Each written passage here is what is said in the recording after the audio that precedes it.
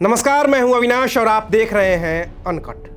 तो क्या अब सरकार नहीं कोर्ट के आदेश पर लगेगा लॉकडाउन? यह सवाल इसलिए है क्योंकि कोरोना का मसला अदालत की चौखट तक पहुंच गया है।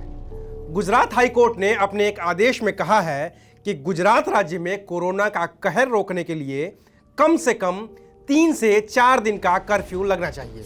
वहीं कोर्ट ने यह भी कहा है कि कोरोना को कंट्रोल करने के लिए लॉकडाउन जरूरी हो गया है। तो क्या फिर से लॉकडाउन लगाना ही इकलौता उपाय बचा है? चलिए जरा इसकी तफ्तीश करते हैं। मसला गुजरात से उठा है तो पहले बात वहीं की कर लेते हैं। गुजरात में हर रोज करीब 1000 नए केस आ रहे हैं। कुल एक्टिव केस करीब 16,000 हैं और इसे देखते हुए गुजरात हाईकोर्ट ने लॉकडाउन वाली टिप्पणी कर दी है।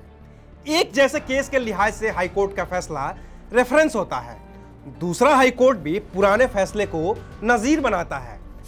ऐसे में अगर महाराष्ट्र जैसे राज्य में बॉम्बे हाईकोर्ट में याचिका दाखिल की जाती है तो वहां की कोर्ट भी हो सकता है कि ऐसी ही टिप्पणी करे, क्योंकि महाराष्ट्र में तो हर रोज करीब 50,000 नए मामले सामने आ रहे हैं।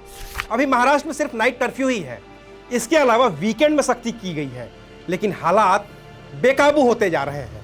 वहीं अगर बात दिल्ली की करें तो दिल्ली में भी 6 अप्रैल से नाइट कर्फ्यू का ऐलान कर दिया गया है। रात 10 बजे से सुबह के 5 बजे तक दिल्ली में नाइट कर्फ्यू रहेगा। यहां भी हर रोज करीब 3500 से ज्यादा मामले सामने आ रहे हैं। कई जगहों पर तो अस्पतालों में बेड की किल्लत की भी खबरें सामने आने लगी हैं। दिल्ली से सटे नोएडा और गुरुग्राम में भी अब सख्ती शुरू कर दी गई है। नोएडा प्रशासन की ओर से कहा गया है कि अगर कोई बाहर से आ रहा है तो टोल फ्री नंबर 180041922211 पर उसकी सूचना देनी होगी ताकि उसकी कोरोना की जांच की जा सके। नोएडा के अलावा यूपी के दूसरे शहरों में भी सख्ती शुरू कर दी गई है। कुल मिलाकर देश इस वक्त कोरोना के गंभीर संक्रमण से जूझ रहा है। हर दिन करीब 1 लाख नए केस मिलने का सिलसिला शुरू हो गया है और ये ऐसे वक्त में हुआ है जब लग रहा था कि कोरोना खत्म हो जाएगा। तो फिर सवाल ये है कि आखिर ऐसा क्या हुआ कि कोरोना पहले के मुकाबले और ज्यादा संक्रामक हो गया है? इस सवाल का जवाब है हमारी और आपकी, हम सब की लापरवाही।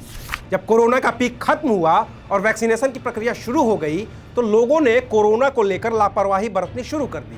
ये लापरवाही हर स्तर पर हुई, व्यक्तिगत स्तर पर भी और संस्थागत स्तर पर भी। तिस पर तुर्राइया कि गर्मियां आ गईं और वायरस के फैलने के लिए मौसम अनुकूल हो गया। रही सही कसर म्यूटेट होते वायरस ने पूरी कर दी। अभी तक की स्टडी के मुताबिक म्यूटेट हुए वायरस में संक्रमण की रफ्तार ज्यादा है। इसके अलावा ऐसे वायरस का रिप्रोडक्टिव नंबर भी ज्यादा हो गया है। यानी कि पिछले साल वाले कोरोना में एक कोरोना संक्रमित मरीज 2 से 3 लोगों को संक्रमित कर दे रहा था, जबकि म्यूटेट हुए कोरोना वायरस की चपेट में आए लोगों की वजह से 5 से 6 लोग संक्रमित हो रहे हैं। सबने मिलकर देश में फिर से कोरोना का विस्फोट कर दिया है। इसी का नतीजा है कि दिल्ली और महाराष्ट्र में नाइट कर्फ्यू लगा है। गुजरात हाईकोर्ट लॉकडाउन लगाने की बात कर रहा है और देश के दूसरे राज्यों में सख्ती बढ़नी शुरू हो गई है। बाकी आपको पता है कि कोरोना से बचने के लिए क्या करना है।